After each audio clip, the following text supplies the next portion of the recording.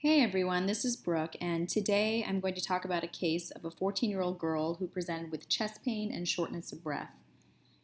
Now, this is a special case, and it's in honor of Mass General Hospital's Global Health Expo week that occurred this past week.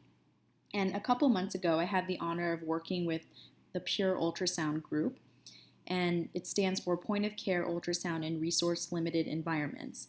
This particular project that I was involved in takes place in Mbarara, Uganda, which is still ongoing.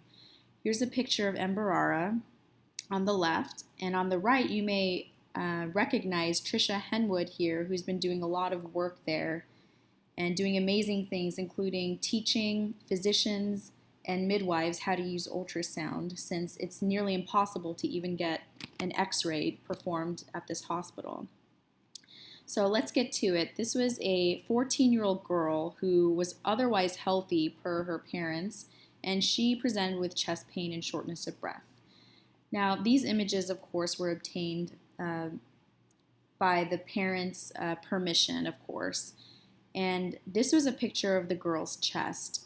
And of course, she's very thin. You can see her bones and even her heart PMI very easily. But what really stood out to me was that her PMI is grossly displaced.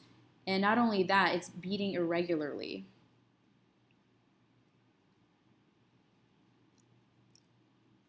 In addition, she had scleral icterus, which her parents have said have been that way for the last couple months, but maybe getting a little bit worse. So the resident and I performed a bedside echo, and this is what we saw in the parasternal lung. This is the left atrium, the mitral valve, left ventricle, the aortic outflow tract, and the right ventricle. And what really stood out to us was the size of the left atrium in comparison with the aortic outflow tract and the right ventricle.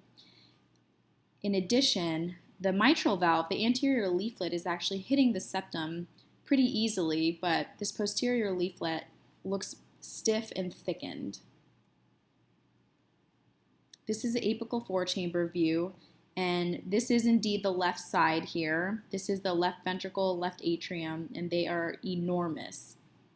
And you can see again, this anterior leaflet is moving pretty well, but this one is a little bit thickened and not moving so well. We put color flow, and you can see there's mitral regurgitation. There's not a smooth flow going through that mitral valve. We looked at her IVC, and it was extremely plethoric. And she had diffuse B lines. So kind of synthesizing all of this information together with a physical exam, history, and these ultrasound images, we came up with a diagnosis that she must have acute decompensated heart failure secondary to rheumatic heart disease. So the natural history of rheumatic heart disease, there's a huge spectrum, but in this particular case, she had mitral valve thickening, which led to a mixed mitral valve stenosis as well as regurgitation. This led to her decompensated heart failure, which caused her to have scleral icterus secondary to congestive hepatopathy.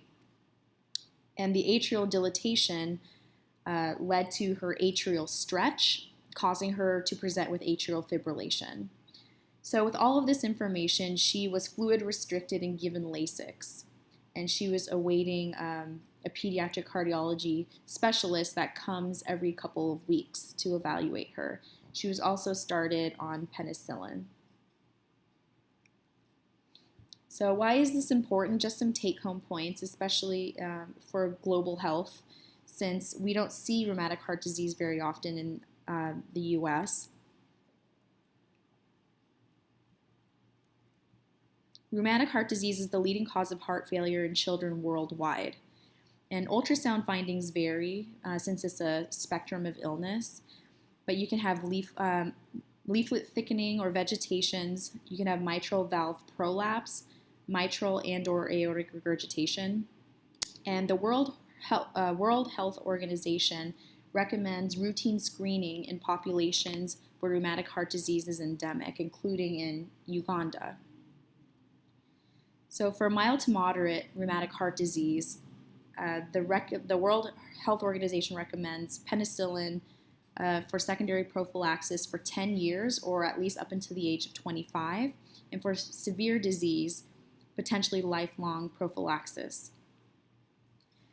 So visit our website here and also visit pureultrasound.org if you're interested in getting involved or donating and checking out the great work that they're doing. Thank you.